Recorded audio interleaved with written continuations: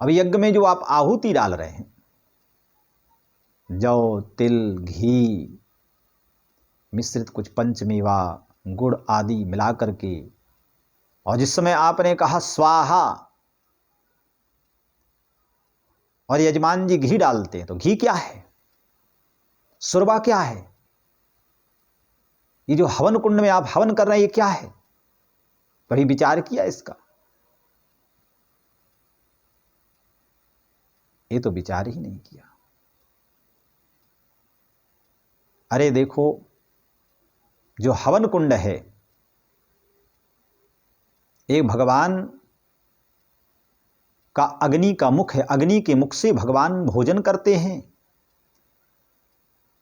ब्राह्मणों को भोजन करा दो, भगवान प्रसन्न। अग्नि में स्वाहा कर दो, भगवान प्रसन्न। गौ को ग्रास दे दो, भगवान प्रसन्न।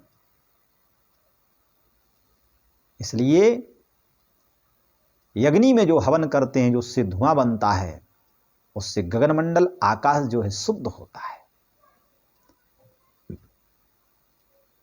इसलिए यज्ञ करने का कितना बड़ा महत्व था। त्रेता, सतयुग, द्वापर में जब यज्ञ हुआ करता था, उस समय शुद्धि का ध्यान दिया जाता था। तो देखो, राजा बलि के यहाँ स्वयं भगवान आ गए 52 रूप में। राजा दशरथ जी के यहाँ स्वयं जो है भगवान राम ने अवतार लिया। तो पहले यज्ञ किए तब ना अवतार लिया। इसलिए जो है इन सब चीजों पे बड़ा ध्यान देना चाहिए।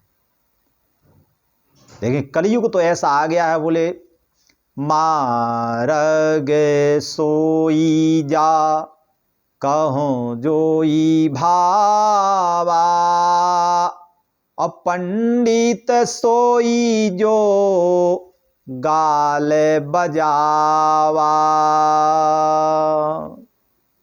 बोले मार्ग जिसको जो भा रहा है उसी मार्ग पर लोग चल पड़ रहे हैं। पंडित ज्ञान से पूजा नहीं जा रहा है कलयुग में। पंडित तो उसको पूजा जा रहा है जो गाल बजाता हो, व्यर्थ की बातें करता हो। उसे 10 लोग इकट्ठे होकर कहेंगे, हाँ भैया आप बहुत ज्ञानी, आप बहुत बड़े पंडित हैं, आप बहुत बड़े पंडित हैं। उनको पंडित कहा जा रहा है जो बेकार की बातें करते हैं, अनर्गल बातें करते हैं। जो मार्ग सूझता है उस पर वो चल पड़ते हैं, गाल बजाते हैं। लोगों को समझ में नहीं आता है कि क्या है नहीं है, लेकिन लोग उसी को बहुत बड़ा कथाकार समझ लिए हैं जो अनर्गल बातें करता है।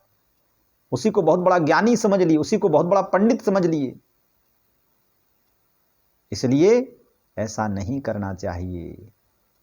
धर्म को धारण करना चाहिए। ब्राह्मण धर्म की धुरी हैं, धर्म को बताने वाले हैं। जब ब्राह्मण ही मांस खाने लगेगा, जब ब्राह्मण ही जो है अनाचार व्यभिचार करने लगेगा, तो फिर इस धर्म की धुरी को लेकर के चलेगा कौन? धर्म के बारे में बताएगा कौन? इसलिए बताने वाला जब सही है तो सुनने वाला अपने आप सही हो जाएगा।